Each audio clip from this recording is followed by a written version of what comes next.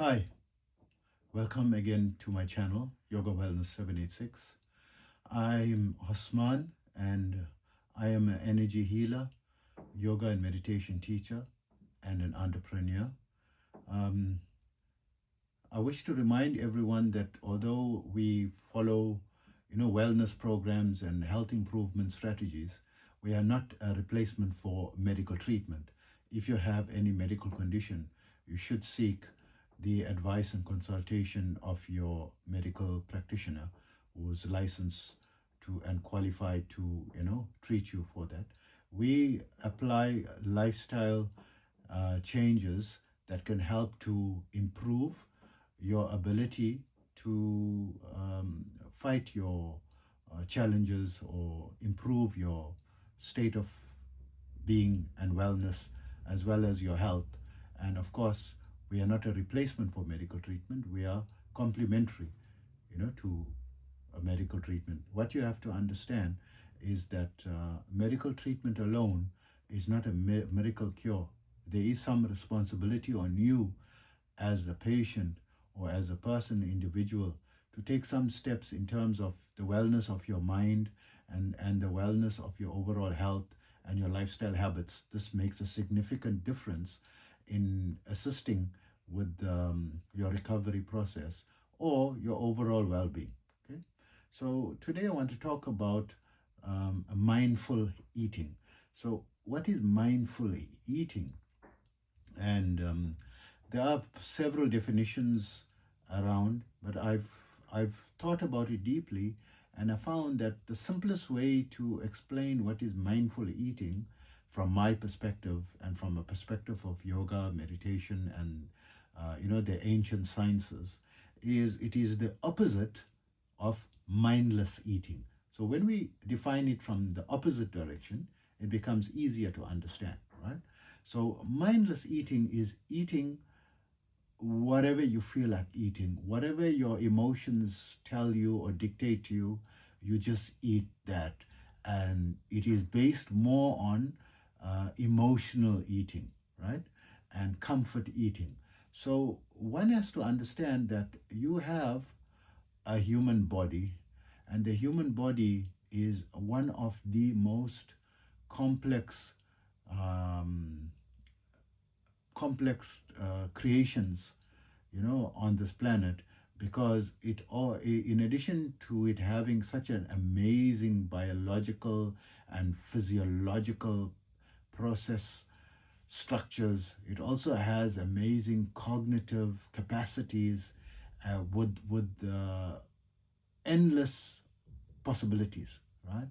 So this is a very complicated creation, and it needs sustenance or fuel for it to be maintained and for it to prosper or grow, right? Or even to self-repair. It cannot repair without its nutrients, right? It doesn't auto-repair. It needs sustenance. So the food that you eat is a nutrition. It's a nutrition. It is a fuel. It's a fuel for this complex creation, right? And yes, you may enjoy it or you may not like it. There are some things that are good for you, which you hate to eat, right? But it's good for your body, right? And some things you love so much, but it's bad for you, right? It's bad for your body, right? But bad not only for your body, sometimes bad for your psyche, for your mind. It's some things are very addictive, and something are so dangerous for you. It's life-threatening as well. So it is mindless. It is called something mindless if you're going to just eat or consume the products and consume whatever you feel like because you like it or it makes you feel good. This is called mindless eating. And mindful eating is being mindful of consuming that which is good for you. So does it mean you have to restrict yourself from everything that's enjoyable? No, there are many things that are good for you that are also enjoyable. Maybe not as enjoyable as those things that are harmful for you. There are many addictive things and many harmful substances that are harmful for you, and also, the quantities may also be harmful for you. Having excess of any one thing that if had in moderation could be okay, for you, although not perfectly healthy. There are some things that you can have in moderation. So this is mindful eating. But mindful eating does not necessarily mean eating only that which is healthy for you, right? Because there are some, considerations that you have certain lifestyle habits, right? You can't go from eating what you normally eat, which is probably in most cases or in most people, the worst things that you could possibly put into your body, to suddenly going into a highly nutritious and completely healthy, diet. The difference would be too sharp, and it will not be sustainable. But you have to have an idea of what's good for you, and research the information. There's a lot of information, available online. From the yoga perspective, that which is, wholesome, coming from, its natural sources, is going to be wholesome. That is, um, not processed or not highly processed, right? Because there has to be some processing, when it comes to, our practical 21st century type of food. So when we come to, the ideal diet, which is, in my opinion and experience, a plant-based diet, whole foods plant-based diet. But is it forbidden to eat animal products? In my opinion, no, not in my opinion. And even in the yogic sciences, there isn't any explicit forbidding of the animal foods. In fact, there are provisions especially in Vedanta studies, in Vedic studies, on rules and regulations or restrictions on how and what, meats or animal products are good for you, and what not to consume. And there are various religions over the years that have come, and they forbid certain animal products, and they connect it to the religion. But is this in the original sources of the religions? It seems unlikely, because I spent a lot of time, going deeply into the study of it. But to be practical, try to, get your meat or chicken or fish from reliable sources. Don't just buy the cheapest product that is sold anywhere, right? And try to avoid canned foods as far as possible, and try to prepare them, on your own as far as possible. But if you have to have, highly processed food, keep it to the minimum possible, or the minimum, that you can, and try to include, some salads and fresh products, that are foods that are alive, like fresh fruit, nuts, salads, raw vegetables.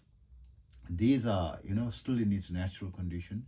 And try wherever possible, organic foods, of course, which are, free from harmful pesticides, and avoiding genetically modified foods, and so forth.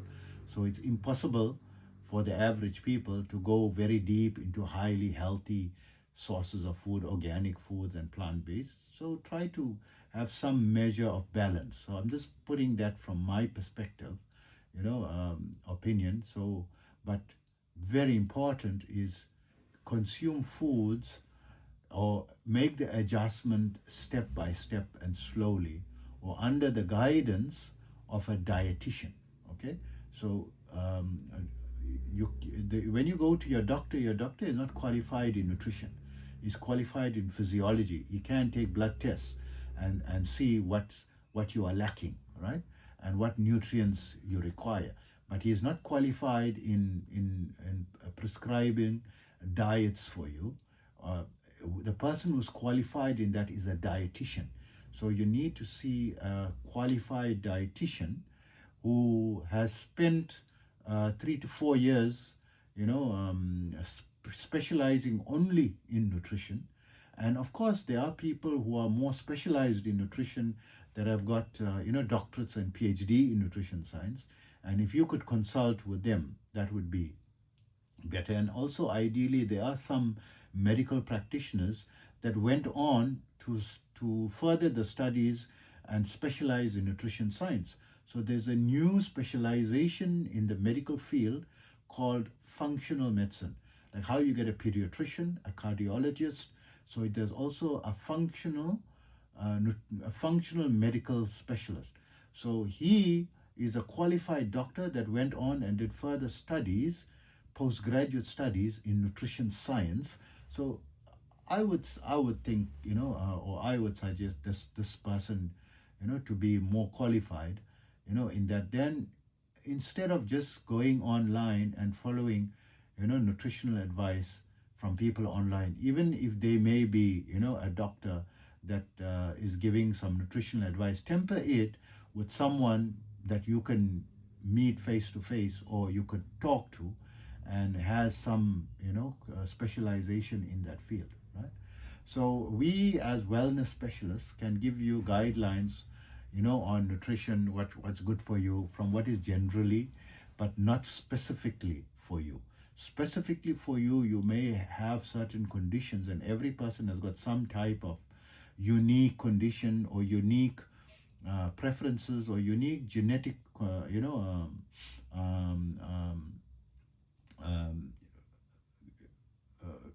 we'll say unique genetic configurations, right? That you've inherited, that makes, and also depends on your location and your circumstances and your stage in life, as well as, any other medical conditions that may be associated, with your diet. There's so many factors to consider. So usually they say consult your doctor and get your doctor to refer you to a dietitian together. So the doctor can advise your dietitian of any medical conditions that the dietitian needs to be aware of in prescribing the diet. Because your doctor ideally is someone who knows you, for a long period of time and has a history of your health conditions. So coming back to mindful eating, this involves mindful eating, right? Not just focusing on what you are eating on your plate. This is not mindful eating, in my opinion, right? So I hope this helps you, and take care always. Tap stop.